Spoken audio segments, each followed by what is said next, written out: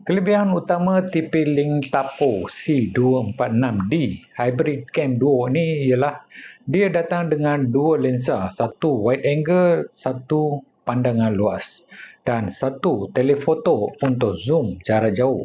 Tiada lagi risiko blind spot atau kawasan gelap yang mungkin digunakan oleh mereka yang berniat tidak baik.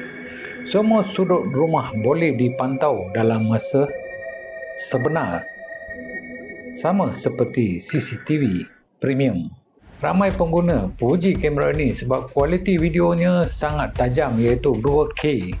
Resolution malam pun tak ada masalah. Teknologi inframerah dan juga night vision bagi visual yang jelas walaupun lampu tak menyala. Bukan sekadar rakam, anda boleh zoom dan masih nampak detail dengan begitu jelas. Kamera ni bukan rakam biasa-biasa.